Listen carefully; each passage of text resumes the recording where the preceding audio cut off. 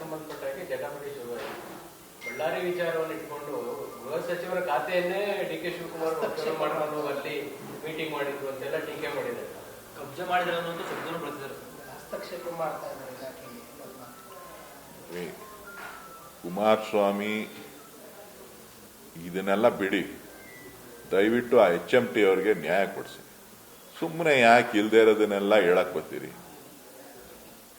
ಆ ಗಾಣಗ ರವಿ ನಮ್ಮ ಶಾಸಕರು 100 ಎಕರೆ ಜಾಗ ಕೊಟ್ಟಿದಾರಂತೆ, ಇಡ್ಕೊಟ್ಟಿದಾರಂತೆ. ಅವ್ರಿಗೆ ಎಲ್ಲಿದೆ ಅಧಿಕಾರ ಅಂತ ಅಂದ್ರೆ ಅವ್ರಿಗೆ ಅಧಿಕಾರ ಇದೆಯೋ ಇಲ್ವೋ? ಜಾಗ ತೋರಿಸಿದ್ದಾರೆ, ಸರ್ಕಾರಿ ಜಾಗ ಗುರುತಿಸಿದ್ದಾರೆ. ಅಲ್ಲಿಯ ಜನರಿಗೆ ಉದ್ಯೋಗ ಕೊಡಿಸ್ಲಿಕ್ಕೆ ನಿಮ್ಮ ಇಲಾಖೆಯಿಂದ ಏನ್ ಮಾಡ್ತೀರಿ ಅದನ್ನ ಹೇಳಿ. ಕೇವಲವಾದಂತ ಮಾತುಗಳನ್ನ ಆಡೋದನ್ನ ಬಿಟ್ಟು ರಾಜ್ಯದ ಹಿತವನ್ನ ಕಾಪಾಡೋದನ್ನ ಕಲ್ತ್ಕೊಳ್ಳಿ. HMT ಉದ್ಧಾರ ಮಾಡೋದಕ್ಕೆ ಹೇಳ್ತಿದ್ರಲ್ಲ, ಅದನ್ನ ಮಾಡಿ.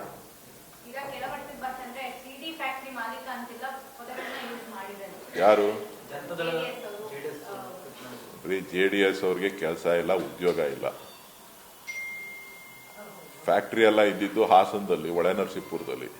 ಹೊಳೆನರಸೀಪುರಕ್ಕೆ ಹೋಗಿ ಕೇಳ್ಕೊಳ್ಳಿ, ಹೊಳೆನರಸೀಪುರಕ್ಕೆ ಹೋಗಿ ಕೇಳಲಿ, ಪದ್ಮನಾಭ ನಗರಕ್ಕೆ ಹೋಗಿ ಕೇಳಲಿ ಎಲ್ಲಿ ಫ್ಯಾಕ್ಟ್ರಿ ಇತ್ತು ಅಂತ. ಯಾರು ಬೇಡ ಅಂದವರು?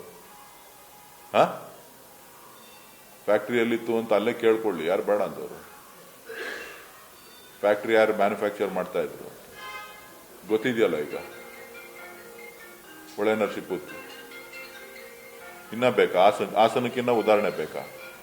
ಇಡೀ ದೇಶದಲ್ಲಿ ಅತ್ಯಂತ ಹೀನಾಯವಾದ ಕೃತ್ಯ ಯಾವುದಾದ್ರೂ ಒಬ್ಬ ಇತ್ತು ಅಂತ ಅಂದ್ರೆ ಅದು ಹಾಸನ ನಡೆದಂತ ದುರ್ಘಟನೆ. ಅದ್ರ ಬಗ್ಗೆ ಒಂದು ವಿಷಾದ ವ್ಯಕ್ತಪಡಿಸಕ್ಕಾಗದೇ ಇರುವಂತ JDS ನ ಮುಖಂಡರುಗಳು ಯಾರ್ಯಾರು ಟ್ವೀಟ್ ಮಾಡ್ತಾ ಇದ್ದಾರೆ, ಅವ್ರಗಳಿಗೆ ಈ ಬೇರೆದ್ರ ಬಗ್ಗೆ ಮಾತಾಡೋದಕ್ಕೆ ನೈತಿಕತೆ ಎಲ್ಲಿದೆ?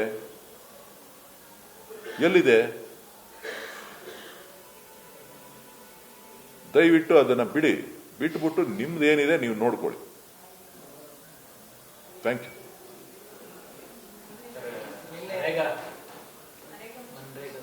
ಕುಮಾರಸ್ವಾಮಿ ನಡುವೆ ಈ ರಾಜಕಾರಣದ ಅನುಭವದ ವಿಚಾರಕ್ಕೆ ಸಂಬಂಧಪಟ್ಟ ಹಾಗೆ ಜಟಾಪಟಿ ಶುರುವಾಯಿತು.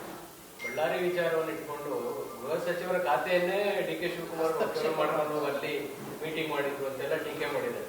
ಕಬ್ಜೆ ಮಾಡಿದ್ರೆ ಅನ್ನೋದು ಶಬ್ದವನ್ನು ಬಳಸಿದ್ದಾರೆ. ಹಸ್ತಕ್ಷೇಪ ಮಾಡ್ತಾ ಇದ್ದಾರೆ ಇಲಾಖೆಯಲ್ಲಿ. ಕುಮಾರಸ್ವಾಮಿ ಇದನ್ನೆಲ್ಲ ಬಿಡಿ, ದಯವಿಟ್ಟು ಆ HMT ಅವ್ರಿಗೆ ನ್ಯಾಯ ಕೊಡಿಸಿ. ಸುಮ್ಮನೆ ಯಾಕೆ ಇಲ್ದೇ ಇರೋದನ್ನೆಲ್ಲ ಹೇಳಕ್ ಬರ್ತೀರಿ? ಆ ಗಾಣಗ ರವಿ ನಮ್ಮ ಶಾಸಕರು 100 ಎಕರೆ ಜಾಗ ಕೊಟ್ಟಿದಾರಂತೆ, ಇಡ್ಕೊಟ್ಟಿದಾರಂತೆ. ಅವ್ರಿಗೆ ಎಲ್ಲಿದೆ ಅಧಿಕಾರ ಅಂತ ಅಂದ್ರೆ ಅವ್ರಿಗೆ ಅಧಿಕಾರ ಇದೆಯೋ ಇಲ್ವೋ? ಜಾಗ ತೋರಿಸಿದ್ದಾರೆ, ಸರ್ಕಾರಿ ಜಾಗ ಗುರುತಿಸಿದ್ದಾರೆ. ಅಲ್ಲಿಯ ಜನರಿಗೆ ಉದ್ಯೋಗ ಕೊಡಿಸ್ಲಿಕ್ಕೆ ನಿಮ್ಮ ಇಲಾಖೆಯಿಂದ ಏನ್ ಮಾಡ್ತೀರಿ ಅದನ್ನ ಹೇಳಿ. ಕೇವಲವಾದಂತ ಮಾತುಗಳನ್ನ ಆಡೋದನ್ನ ಬಿಟ್ಟು ರಾಜ್ಯದ ಹಿತವನ್ನ ಕಾಪಾಡೋದನ್ನ ಕಲ್ತ್ಕೊಳ್ಳಿ. HMT ಉದ್ಧಾರ ಮಾಡೋದಕ್ಕೆ ಹೇಳ್ತಿದ್ರಲ್ಲ, ಅದನ್ನ ಮಾಡಿ.